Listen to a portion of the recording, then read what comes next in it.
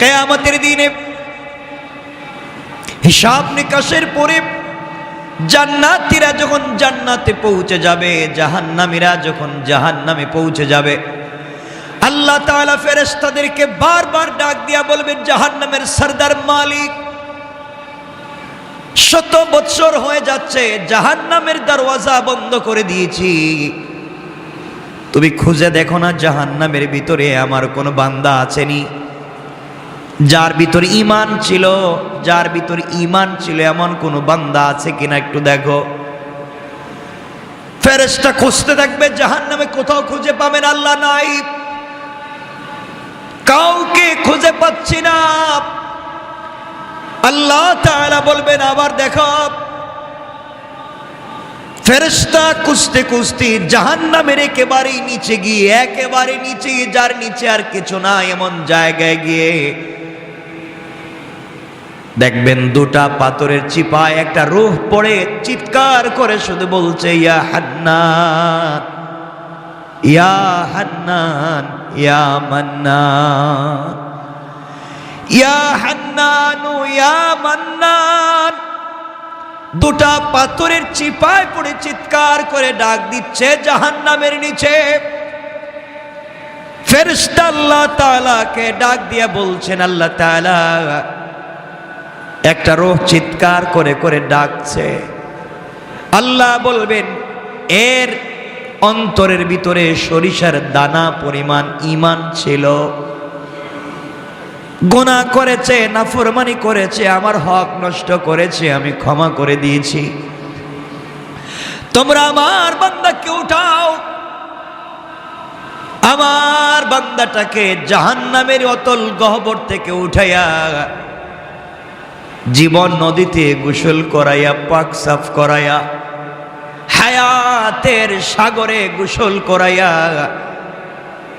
আমার বান্দাকে তোমরা জান্নাতের দিকে নিয়ে যাও। ওই সময় আল্লাহর বান্দা ডাক দিয়া বলবে, আল্লাহ তাআলা আমি আপনার জান্নাত চাই না, আপনি আমাকে জান্নাত দিবেন বলেছেন, আমি জান্নাত চাই না, আমাকে জাহান্নাম থেকে উঠাইয়া জাহান্নামের গর্তের পারে আমাকে রেখে দেন, জাহান্নামের গেট পর্যন্ত বসাইয়া দেন, আমাকে আর কিছু করা লাগবে না।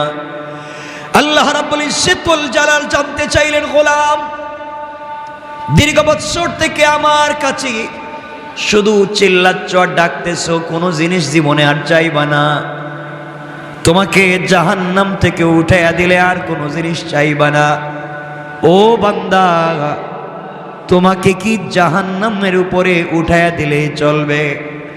বান্দা জাহান্নামের উপরে উঠে গিয়েছে, ফেরেশতারা তাকে রেখে দিয়েছেন দীর্ঘদিন, এভাবেই চলে যাচ্ছে, আবার চিৎকার করে কান্না করবে আর বলবে, আল্লাহ তাআলা ও মুনিব, আপনি দয়া করে জাহান্নামের নিচ থেকে আমাকে উঠালেন, জাহান্নামের গেট পর্যন্ত বসায় রেখে দিয়েছেন। আল্লাহ তাআলা ওখান থেকে জান্নাতের গেট দেখা যায়, জান্নাতের ভিতরে তোমার বান্দারা ঘুরে আমি দেখতে পাই।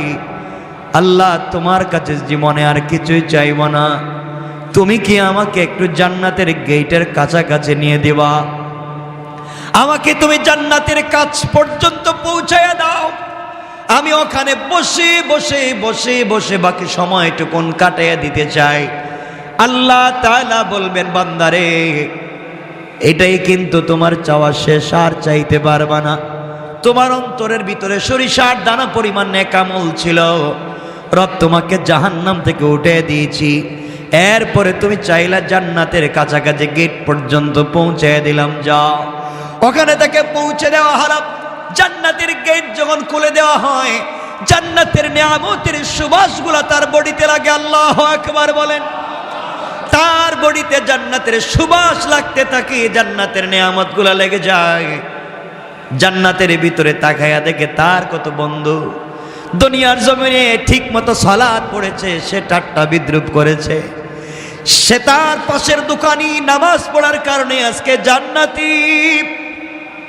তার ঘরের পাশের লোকটা গরিব ছিল, 3 বেলা খেতে পারতো না, আজকে জান্নাতি। আর তিনি দুনিয়ার জমিনে কোটি টাকার দালানে ঘুমাইছেন, আজকে জাহান্নামী।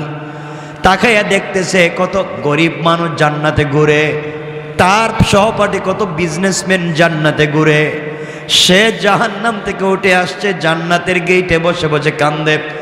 আল্লাহ রাব্বুল ইজ্জত ওয়াল জালাল ডাক দিয়া বলছেন, বান্দা এবার কান্না করো, ব্যাপার কি? গোলাম ডাক দিয়া বলছে, আল্লাহ তাআলা আমি কান্না করি শুধু আপনার জন্যে, আমার জন্যে কান্না করো কেন?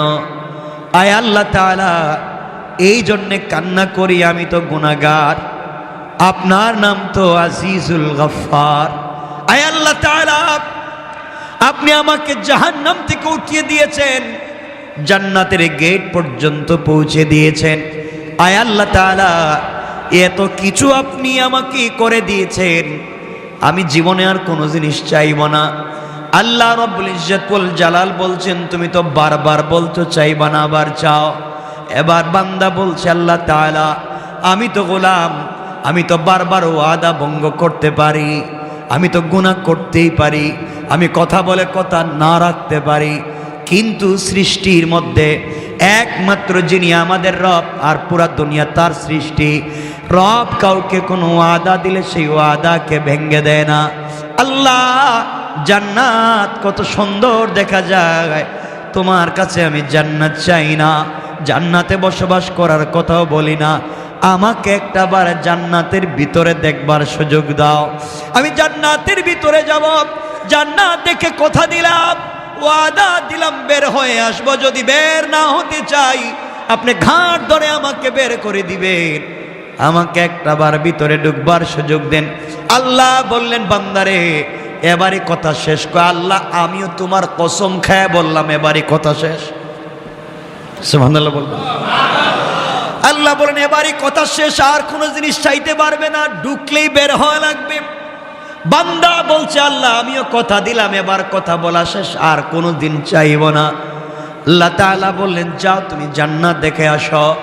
বান্দা জান্নাতের ভিতরে যখন প্রবেশ করেছে, দৌড়াতে শুরু করেছে, দৌড়ায়। থামেন। আল্লাহ বলেন, বান্দা থামো না কেন? তোমাকে না বলছিলাম তুমি টাইম শেষ হয়ে গেলে বের হয়ে যাবা? ও বান্দা, বের না হয়ে তুমি জান্নাতের ভিতরে দৌড়াও কেন? এবার বান্দা দাঁড়িয়ে গিয়েছে, আর ডাক দিয়ে বলছে, আল্লাহ আপনার সঙ্গে আমি কিছু কথা বলতে চাই। আল্লাহ বললেন, কি কথা বলতে চাও বলো। আল্লাহ তাআলার কাছে বান্দা বলছে, আল্লাহ আপনার কাছে আমি জানতে চাই, আপনি যদি কাউকে কোনো জিনিস দান করেন তাহলে আপনি কি কোনো দিন ফিরিয়ে নিতে পারেন? আপনার কি কোনো জিনিসের কমতি আছে নাকি? আপনি কি এমন আল্লাহ, আপনি কি কাউকে কিছু দিলে ফিরে আনেন? দুনিয়ার মানুষ কিছু দিলে ফিরিয়ে নিতে পারে, খোটা দিতে পারে, আপনি তো এমন আল্লাহ না, কাউকে কোনো জিনিস দিলে ফিরিয়ে নিতে পারেন না। আপনি কোরআনে কারিমের ভিতরে বলেছেন, কাউকে যদি আপনি জান্নাতে প্রবেশ করান আর জীবনে বের করবেন না, আমাকে যেহেতু ঢুকাইয়া দিয়েছেন, আপনি কেমনে আমাকে বের করতে চান? তাহলে তো ওয়াদা ঠিক থাকবে না। আল্লাহ রাব্বুল ইজ্জত ওয়াল জালালের রহমতের সাগরে জোশ উঠে গিয়েছে। আল্লাহ বললেন, বান্দা তোমাকে বের করতে চাই না, তুমি বলো কেমন জান্নাত চাও, যেই জান্নাত চোখে দেখা যায় তার চাইতে 10 গুণ বড় জান্নাত তোমাকে দিতে চাই। আমি বুঝাতে চাইলাম, দুনিয়ার জমিনে আপনি যত অন্যায় করেন না, ফরমানি করেন, রব চাইলে ক্ষমা করে দিয়ে জান্নাত দিতে পারে। কিন্তু আল্লাহ বলেছেন, বান্দা 2টা গুনাহ যদি কোনোভাবে করো আমি ক্ষমা করব না।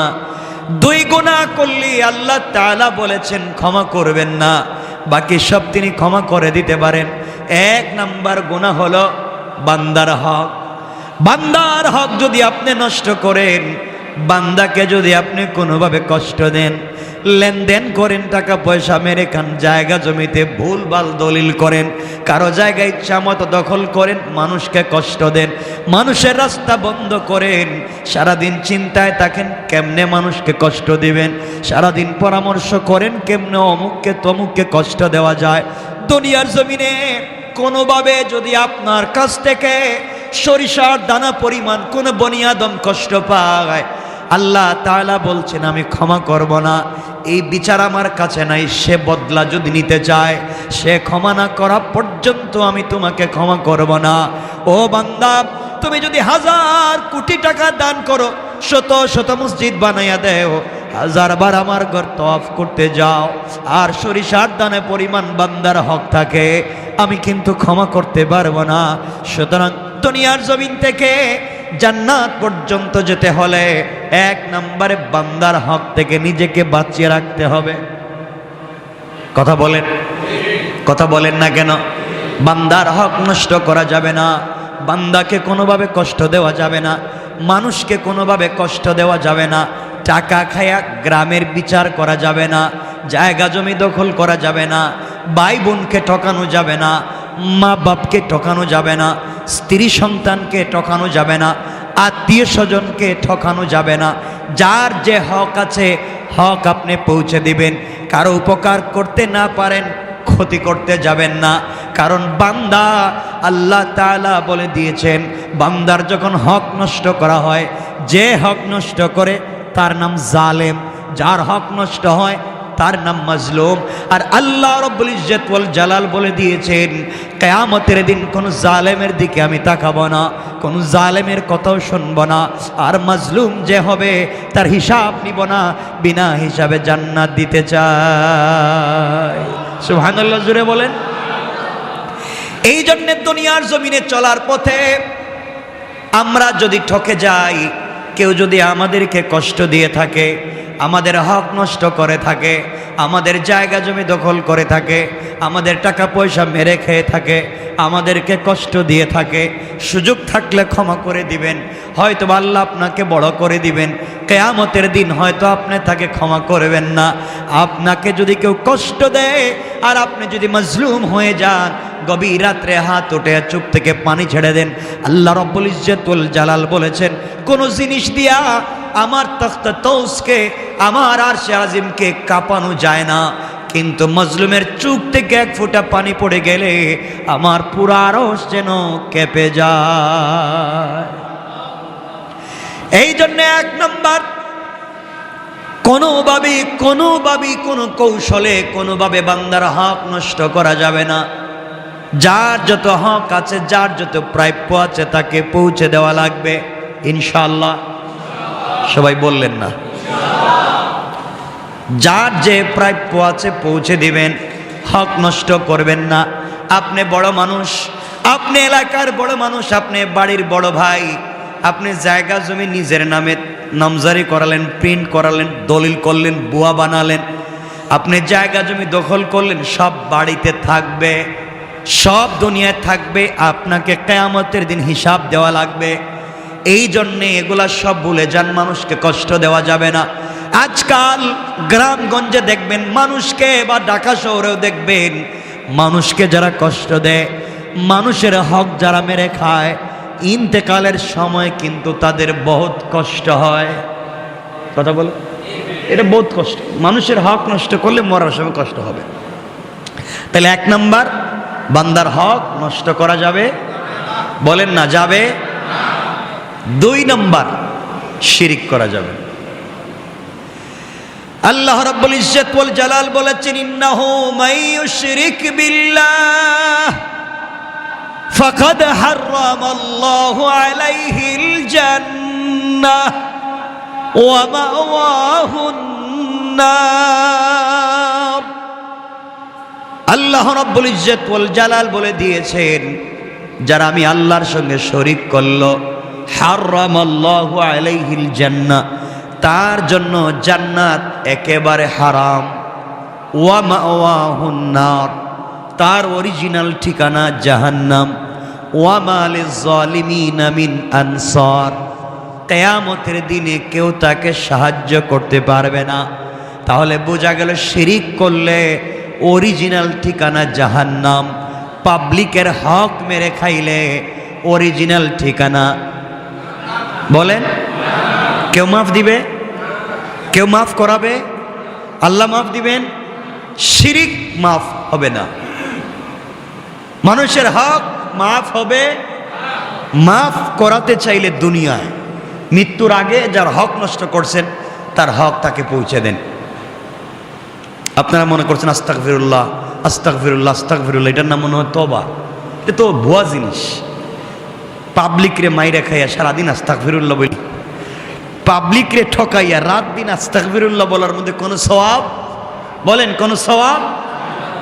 তওবা হচ্ছে যার যে হক তার কাছে হক পৌঁছে দেওয়া, এটার নাম তওবা। কথা বুঝতে পেরেছেন? এজন্য যারা কলেজে পড়েন, ইউনিভার্সিটিতে পড়েন, আপনি ইউনিভার্সিটির কাছাকাছি কত ক্যান্টিন আছে, আপনি কত সিঙ্গারা সমোসা খাইছেন, কত রং চা খাইছেন।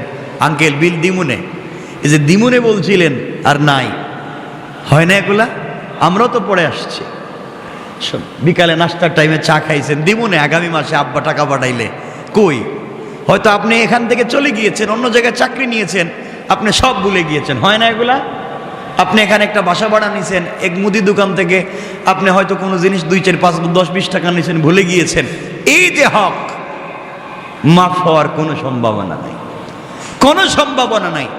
ওটা আল্লাহর খাতায় লেখা আছে, কিয়ামতের দিন বাইর করে দিবেন। বলবেন ইকরা কিতাবাকা, পড়ো তোমার এই কিতাব, কাফা বিনাফসিকাল ইয়াওমা আলাইকা হাসিবা। যা করে আসছিলা পিছনে, এই যে দিলাম, পড়ে পড়ে দেখো ঠিক আছে নি। এখন ওই সিঙ্গারা সমোসার হিসাব দেওয়া লাগবে, ওই রংচার হিসাব দেওয়া লাগবে। এজন্যে আমরা এগুলো দেখবো। আমরা চাকরির সুবাদে বিভিন্ন জায়গায় বসি, আমরা ঋণ করি, আমরা টাকা পয়সা দোকান থেকে কিছু খাই, হয়তো টাকা দেই না। এরপরে দেখবেন রিক্সাওয়ালারে আমরা ভাঙতি দেওয়ার সময় বলি, ভাই এই টাকাটা নেন, 2 টাকা ভাঙতি নাই অন্য দিন। আচ্ছা, অন্য দিন কি রিক্সাওয়ালারে পাওয়ার সম্ভাবনা আছে? তো বলেন তো, আপনারা তো বলেনি যে অন্য দিন যদি দিমুনে বাড়াইয়া, বলেন না কথাগুলো অনেকে? অন্য দিন দিবেন বাড়াইয়া, তো অন্য দিন পাইলে না এনে দিবেন।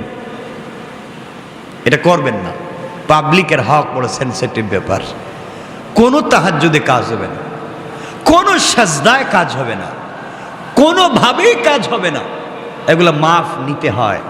এজন্যে আল্লাহর ওয়াস্তে আমরা কোনোভাবেই বান্দার হক নষ্ট করব। সবাই বলেন না, নষ্ট করব, শিরিক করব। এই 2টা জিনিস মাথায় রাখবেন। আল্লাহ রসুল বলছেন, তোমরা আমাকে 2 জিনিসের গ্যারান্টি দাও। এই হাদিসে আল্লাহ রসুল বলছেন, তোমরা আমাকে 2 জিনিসের গ্যারান্টি দাও। একটা হচ্ছে বান্দার হক মেরে খাবা না, আল্লাহর সঙ্গে শিরিক করবা না, আমি তোমাদেরকে জান্নাতের গ্যারান্টি দিলাম। অন্য হাদিসে বলেছেন, তোমরা তোমাদের মুখকে হেফাজত করো, লজ্জাস্থানের হেফাজত করো, আমি তোমাদেরকে জান্নাতের গ্যারান্টি দিলাম। তে আমরা এখানে শুধু আমি এতটুকুন বলছি, আমরা বান্দার হক নষ্ট করব না। আর কথা বলেন না, শিরিক বুঝেন তো? আল্লাহর সাথে শরিক করা, অংশীদার বানানো, মত মনে করা, আমরা এগুলো করব না। দোকান না খুললে পেট চলবে না, ছেলে বিদেশ থেকে টাকা না পাঠালে আমার চলবে না। তো ছেলে যখন বিদেশে ছিল না, চলতো না আপনার? কথা বলেন না কেন? দোকান যখন বন্ধ ছিল, চলে নাই আপনার? তো এই ছোটোখাটো কথাও শিরিক হয়ে যায়। মানে রাখবেন, এগুলার থেকেও আমাকে বাঁচতে হবে। শিরিক ফি জাত, শিরিক ফি সিফাত, শিরিক ফিল আমল। আমলি শিরিক থেকে বাঁচতে হবে, জাতি শিরিক থেকে বাঁচতে হবে, সিফাতে শিরিক থেকে বাঁচতে হবে ইনশাআল্লাহ। কয় জিনিস? আজকের পুরো আলোচনা থেকে আমরা বাঁচবো কয় জিনিস থেকে? 1, বান্দার নষ্ট করা যাবে। 2, শিরিক করা যাবে। আপনি নামাজ পড়েননি, আল্লাহর কাছে জবাব দিবেন। রোজা রাখেননি, আল্লাহর কাছে জবাব দিবেন। হজ করেননি, আল্লাহর কাছে জবাব দিবেন। আল্লাহ চাইলে ক্ষমা তো করে দিতে পারেন। একজন রোজা রাখে নাই, হজ করে নাই, যাকাত দেয় নাই, কুরবানি করে নাই, কিচ্ছু করে নাই, কিন্তু মরার আগে হয়তো এমন ছোট 1 সেকেন্ডের কোনো একটা আমল করছে, আল্লাহর কাছে এটা ভাল লাগছে। এই আমলটুকু আল্লাহর কাছে ভাল লাগছে। আল্লাহ তার জিন্দগির পুরো আমল নামার গুনাহকে মিটাইয়া দিবেন। ইল্লা শিরিক করলে ওটা থাকবে, ওটা মিটবে না। পাবলিকের হক নষ্ট করলে ওটা থাকবে, ওটা মিটবে না। এজন্য আমরা এই 2 জিনিস থেকে নিজেকে বাঁচাবো। সবাই বলেন ইনশাআল্লাহ। আল্লাহ আমাদের কবুল করো, আমিন। হযরত নূহ আলাইহিস সালাম আল্লাহর কাছে বলতে চাইলেন, আল্লাহ আমিও তোমার কাছে চাই, আমার উম্মতেরা যারা এত কিছু করবার পরে এত ভালোবাসা, এত দোয়া, এত নসিহত, এত উত্তম ব্যবহার, এত দিন তাদেরকে এতদিন ওয়াজ নসিহত এত কিছুর পরেও ভালো লাইনে আসে নাই, এরপরে আমারে খুঁচায়, মাফ করে দিলাম, আপনারে গালি দে, আপনারে মারতে চায়, আপনার বিরুদ্ধে যুদ্ধ করতে চায়, রাত দিন শিরিক করে একজন আর একজনকে ঠকায়, তাদের কাছে শিরিকও আছে, বান্দার হকও নষ্ট করার জিনিস আছে। আল্লাহ এই দুই জিনিস দিয়ে তারা ভরে গিয়েছে, এদেরকে তুমি দুনিয়ার জমিনে রেহাই দিবেন? কে দোয়া করছেন?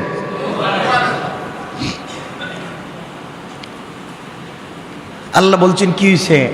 আমার সাথে শিরিক করছে, বান্দার হক নষ্ট করছে, এদেরকে আমি মেরে ফেলে দিব, তুমি এই কথা বলছো কেন? এদেরকে বাঁচায় রাখলে সমস্যা কি? কে বলছেন? নূহ আলাইহিস সালামকে বলছেন। আল্লাহর পয়গম্বর নূহ আলাইহিস সালাম জবাব দিতে লাগলেন, ইন্নাকা ইন তাযারহুম ইউদিল্লু ইবাদাকা ওয়ালা ইয়ালিদু ইল্লা ফাজিরান কাফফারা। আয় আল্লাহ তাআলা, আপনি আমি নূহকে ভালো করেই চিনেন, আমি রাগ বশত কষ্ট পেয়ে কথা বলছি না, রাগ করে বলছি না তাদেরকে ধ্বংস করে দেন। আমি তাদের কার্যকলাপের ভিত্তিতে, কাজকর্মের ভিত্তিতে বুঝতে পারতেছি, আপনি যদি তাদেরকে রেহাই দেন, আপনি যদি তাদেরকে দুনিয়ার জমিনে বাঁচায় রাখেন, তারা আপনার বান্দাদেরকে পথভ্রষ্ট করবে এবং জন্ম দিতে থাকবে দুনিয়ার জমিনে শুধু কাফের আর পাপিষ্ঠ। কন্যা নাউজুবিল্লাহ।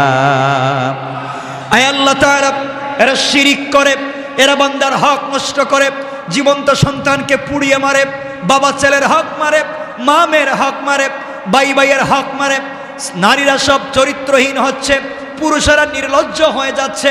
আয় আল্লাহ তাআলা, এই সমাজ এদেরকে বাঁচিয়ে লাভ নাই, এরা আপনার জমিনে থাকে, আপনার দেওয়া জিনিসপত্র খায়, এরপরেও আপনার শুকর আদায় করে না, একমাত্র আপনার ইবাদত করে না। আমি বলছি এদেরকে এই জন্যে ধ্বংস করে দেন, এরা বেঁচে থাকলে যারা ভালো মানুষ আছে তাদেরকেও পথভ্রষ্ট করবে, এদেরকেও ধ্বংস করবে, এবং ওরা যাদেরকে দুনিয়ার জমিনে জন্ম দিবে তারা হবে সকলগুলা পাপাচারী, সমাজ পাপাচারে নষ্ট হয়ে যাবে।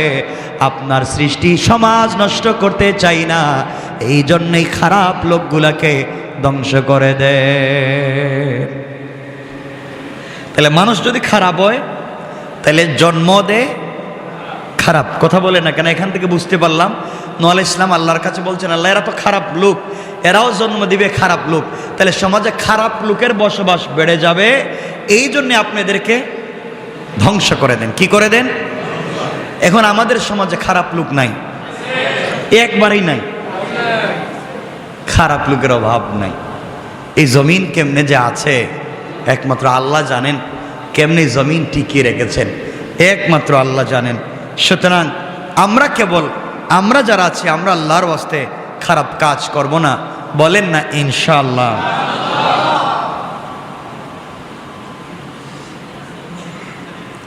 এরপরে হযরত নূহ আলাইহিস সালাম বলছেন, আল্লাহ আমি যে বললাম সবগুলারে ধ্বংস করে দেন, তাই বলে যদি একবারে ভালো মানুষের ধ্বংস করতে শুরু করেন, আমি যে বলছি সবগুলারে মাইরে ফেলাম, এখন যদি এর ভিতর দিয়ে ভালো মানুষও বিপদে পড়ে যায় তাইলে তো ঝামেলা। হযরত নূহ আলাইহিস সালাম আবার আল্লাহর কাছে দোয়া করলেন, আল্লাহর কাছে দোয়া করে বলছেন, আল্লাহ তাআলা রব্বি গফিরলি ওয়া লিওয়ালিদাইয়া ওয়া লিমান দাখালা বাইতিয়া মুমিনান ওয়া লিল মুমিনিনা ওয়াল মুমিনাতি ওয়ালা তাজিদিজ জালিমিনা ইল্লা তাবারা। হযরত নূহ আলাইহিস সালাম বলতে লাগলেন, হে আমার পালনকর্তা, আপনি আমাকে, আমার পিতামাতাকে, যারা মুমিন হয়ে আমার গৃহে প্রবেশ করবে তাদেরকে, এবং মুমিন পুরুষ এবং মুমিন নারীদেরকে ক্ষমা করুন, এবং জালেমদেরকে শুধুমাত্র কেবলমাত্র জালেমদেরকে ধ্বংস করুন। আগে দোয়া করেছেন সবগুলারে ধ্বংস করে দেন। আল্লাহ তাআলা এখন চিন্তা করলেন, নূহ আলাইহিস সালাম আমার কথা যদি আল্লাহ সবাইরে ধ্বংস করে দেয়, মুমিন মুমিনাতরেও যদি মেরে ফেলে। আবার তিনি পরিষ্কার করে বুঝাইয়া বুঝাইয়া দোয়া করলেন বাচ্চাদের মতো।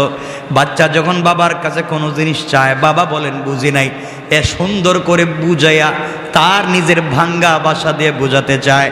আল্লাহ রাব্বুল ইজ্জতুল জালালকে এবার নূহ আলাইহিস সালাম বুঝালেন, হে আমার পালনকর্তা রব্বি, হে আমার পালনকর্তা, আমি বলতে চাইলাম আপনি আমাকে, আমার পিতামাতাকে, যারা মুমিন হয়ে আমার গৃহে প্রবেশ করবে তাদেরকে, আমার ছেলে মুমিন হয়ে আমার গৃহে প্রবেশ করতে পারে নাই, তাকে বাঁচাবার কথা আমি বলছি না। যারা মুমিন হয়ে আমার গৃহে আসবে আপনি তাদেরকে বাঁচান। এখান থেকে নূহ আলাইহিস সালাম বুঝাতে চাইলেন ঘরের ভিতরে যারা মুমিন থাকবে না, নিজের ঘরে বসবাস করবে, নিজের প্লেটে খাইবে, নিজের টেবিলে খাইবে, এক ঘরে ঘুমাবে, এক বিছানায় থাকবে, কিন্তু মুমিন হবে না, নূহ আলাইহিস সালাম তাদের পক্ষে আছেন। তাহলে বুঝাতে চাইলেন আল্লাহ তাআলা, ওয়ালিমান দাখালা বাইতিয়া মুমিনা, যারা আমার ঘরে মুমিন হয়ে প্রবেশ করবে তাদেরকে বাঁচান। আল্লাহ আপনি আমাকে, আল্লাহ তাআলা আপনি আমাকে, আমার মা বাপকে, যারা মুমিন হয়ে আমার গৃহে প্রবেশ করবে তাদেরকে, এবং মুমিন পুরুষ মুমিন নারীদেরকে আপনি ক্ষমা করে দেন।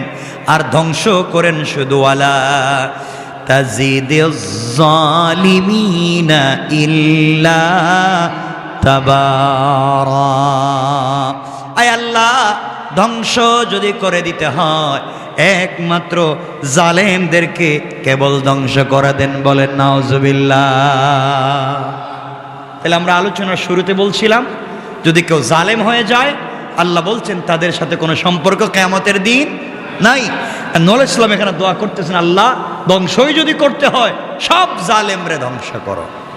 আমরাও দোয়া করি, আল্লাহ ধ্বংসই যদি করতে হয় যারা আমাদের গৃহে মুমিন হয়ে ঢুকবে, যারা মুমিন মুমিনাত হয়ে সমাজে বসবাস করবে, আল্লাহ তুমি তাদেরকে বাঁচাইয়া রাখো, জান্নাত তাদেরকে ওয়াসিব করো, আর দুনিয়া যারা জালেম হবে তুমি ধ্বংস করো। ঠিক না? আমিন বলেন সবাই, আমিন বলেন।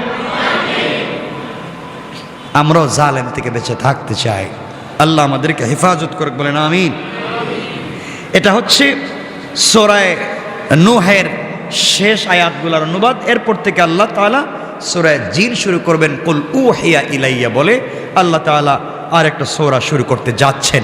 এখানে অনেকগুলো লম্বা চৌড়া কথা আছে, আমরা সবগুলা কথায় যেতে পারবো না। সুতরাং আসুন, এখন আপনারা আমাকে বলতে পারেন, আমাদের সময় কমে গিয়েছে, আপনারা আমাকে বলতে পারেন হুজুর ঠিক আছে আমরা মানলাম যে আমরা তো অনেক সময় পাবলিকের হক নষ্ট করে ফেলেছি, আমরা হয়তো কার দোকান থেকে 2-4 টাকা খাইছি, টাকা দিতে পারি নাই, হয়তো 502 টাকা বিল হয়েছে, 500 টাকা দিছি, বলছে আরেকদিন এসে 2 টাকা দিয়ে যাব। হয় না এগুলা?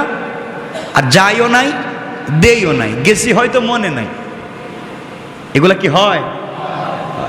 এমন আমরা এগুলার থেকে বাঁচবো কেমনে? সব ভুলে গিয়েছি, যার কাছ থেকে আনছি হয়তো সে মরে গিয়েছে, অথবা আমি এলাকা ছেড়ে দিয়েছি, অথবা তার আত্মীয় স্বজনকে চিনি না। আমি তো এই হক থেকে বাঁচতে চাই, আমি তো এই হক থেকে বাঁচতে চাই। এখন আপনি আমি কি করব বলেন তো? কেমনে বাঁচবো? আল্লাহ রাব্বুল ইজ্জতুল জালাল বলছেন, বান্দা যদি তার সন্তান থাকে, তার ব্লাড সম্পর্কের কেউ থাকে, তার কাছে ক্ষমা চাও, সে যেন ক্ষমা করে, আর তার গুরুস্থানে গিয়ে ক্ষমা চাও, সে যেন ক্ষমা করে। আর যদি মনে করো ক্ষমা হচ্ছে না, তবে তুমি যেই পরিমাণ টাকা, যেই পরিমাণ সম্পদ একজনের তোমার কাছে আছে, ওই পরিমাণ তুমি সাদাকায়ে জারিয়া করে দাও, আল্লাহর রাস্তায় তুমি দান করে দাও। আল্লাহর রাস্তায় যদি তুমি দান করে দিতে পারো, ওই সম্পত্তি সাদাকা হতে কিয়ামত পর্যন্ত সওয়াব বাড়তে বাড়তে বাড়তে বাড়তে বিশাল ওহদ পাহাড় পরিমাণ হয়ে যাবে। কিয়ামতের দিন ওই বান্দা দেখবে এত সওয়াব, আল্লাহকে বলবে, আল্লাহ এই সওয়াব তো আমি করি নাই, এত সওয়াব কোথায় পেলাম? আল্লাহ বলবেন, অমুক বান্দার কাছে তোমার হক ছিল, সে ভয় পেয়ে হক তোমাকে দিতে পারেনি, মরে গিয়েছিলে বা সরে গিয়েছিলে, ভয় পেয়ে সাদাকা করে দিয়েছিল, আমি তার সাদাকাকে বাড়িয়ে এই পরিমাণ তোমার জন্য করে দিয়েছি, তুমি এটা গ্রহণ করো, আমার বান্দাকে ক্ষমা করো। আল্লাহ যদি কারো ব্যাপারে ওকিল হইয়া কারো কাছে বলেন ক্ষমা করো, কারো ক্ষমতা আছে? ক্ষমা না করে পারে? কথা বলেন, পারবে? তাহলে এই জায়গা পর্যন্ত যেতে হলে আমাদেরকে সাদাকায়ে জারিয়া করে যেতে হবে। সাদাকায়ে জারিয়া, সাদাকায়ে জারিয়া তো বুঝেনি, দাওয়াত করে মানুষের খাওয়াইয়া দিলেন নাকি? সাদাকায়ে জারিয়া হলো কিয়ামত পর্যন্ত চালু থাকে। মানুষকে একটা টিউবওয়েলের ব্যবস্থা করে দেন, একটা মাদ্রাসার একবারে নিচের কাজ হচ্ছে, মসজিদের নিচের কাজ হচ্ছে, একবারে নিচের এই যে পিলারের কাজ হচ্ছে, উপরের নিচে ছাদের কাজ হচ্ছে, দিয়ে দেন। এখানে আবার সাদকা দেওয়ার কথা বলতেছি না, মানে দান খয়রাতের কথা বলছে। মসজিদে তো তোর সাদকা দিলে চলবে? মসজিদে কি আল্লাহ সাদকা নিব? আল্লাহ ঠেকছে তো আপনার আমার কাছে যে আল্লাহ সাদকার দরকার? ভালো টাকা আল্লাহকে দিতে হবে। মাদ্রাসায় আপনি সাদাকার টাকা দান করে দিলেন, মাদ্রাসায় নিচের কাজ হচ্ছে, একটা টিউবওয়েলের কাজ হচ্ছে, অথবা কোনো মাদ্রাসায় হাদিসের কিতাব বুখারী, মুসলিম, তিরমিজি দিয়ে দিলেন। ওই কিতাবগুলো ছাত্ররা কিয়ামত পর্যন্ত পড়বে, কারণ এবছর যারা পড়ছে এরা চলে যাবে, পরের বছর যারা আসবে এরা পড়বে, পরের বছর যারা আসবে এরা পড়বে, এবার কিয়ামত পর্যন্ত পড়তে থাকবে, আর সওয়াব অ্যাকাউন্টে জমা হতে থাকবে, আর এই সওয়াবের মাধ্যমে আপনি আমি বেঁচে যাব ইনশাআল্লাহ। একটা বাচ্চাকে হাফেজ বানাইয়া যান। আপনি আমি নিজের বাচ্চাকে হাফেজ বানাতে পারলাম না, আমরা অন্যের বাচ্চাকে হাফেজ বানাবো নিজের টাকায়, এটা নাম সাদকায়ে জারিয়া। কথা বুঝতে পেরেছেন? অন্যের বাচ্চাকে হাফেজ বানিয়ে যাব। একটা মাদ্রাসায় কাজ করে দিয়ে গেলাম, এতিমখানায় দিয়ে গেলাম, মানে দাতব্য সংস্থাগুলোতে যেখানে দিলে হয় এমন জায়গায় আমরা দান করলাম। বিশেষ করে টিউবওয়েল, পানির ব্যবস্থা করলাম, মানুষের রাস্তাঘাটের ব্যবস্থা করলাম, রাস্তায় ফলের গাছ লাগাই দিলাম। কথা বুঝতে পেরেছেন? এগুলো হচ্ছে সাদাকায়ে জারিয়া। একজন গরিব মানুষ, ঘরে থাকবার জায়গা নেই, তার একটা ঘর বানাবার ব্যবস্থা করে দিলেন। একজন মানুষ ক্যান্সারে আক্রান্ত, বড় রোগে আক্রান্ত, হসপিটালে ভর্তি, টাকা পয়সা নেই, তারা একটু সহযোগিতা করলেন। কথা কি বুঝতে পেরেছেন আপনারা? এগুলো আপনারা দিবেন। এগুলা দিলে হবে কি, হজরতে আলী রাদিয়াল্লাহু তাআলা আনহু বারবার বলতেন, এই দুনিয়ার জমিনে আমি এক সময় না খেয়ে থাকতাম, এই দুনিয়ার জমিনে একসময় আমি না খেয়ে থাকতাম, আমার খাবার ছিল না। আর হজরতে আলী রাদিয়াল্লাহু তাআলা আনহু বলেন যে এই সমাজে এমন হয়েছে যে আমি এই দুনিয়ার জমিনে প্রত্যেক মাসে 4000 দিনার দিরহাম দান করার মতো তৌফিক আল্লাহ আমাকে এখন দিয়েছেন। কেমনে দিলেন ওগুলো আমরা আগামী সপ্তাহে আলোচনা করব, যদি আল্লাহ আমাদেরকে সুযোগ দেন, তৌফিক দেন। এজন্য আমরা সুযোগ বুঝে আমরা দান খয়রাত করব ইনশাআল্লাহ। বলেন না ইনশাআল্লাহ? যে যেভাবে পারেন দান খয়রাত করবেন, সাদাকা করবেন, নিজেকে বাঁচাবার চেষ্টা করবেন। কারণ ভুল তো মানুষের হয়, কখন কার হক কোন দিকে কেমনে চলে আসছে বলতে পারেন না। আর জানাশোনা থাকলে মানুষের হক মানুষকে দিয়ে দিবেন, আর বেশি বেশি করে তওবা করবেন, ইস্তেগফার করবেন, শিরিক থেকে বাঁচবার চেষ্টা করবেন। আল্লাহ তাআলা আমাদের সবাইকে কবুল করুক। সবাই বলেন আমিন।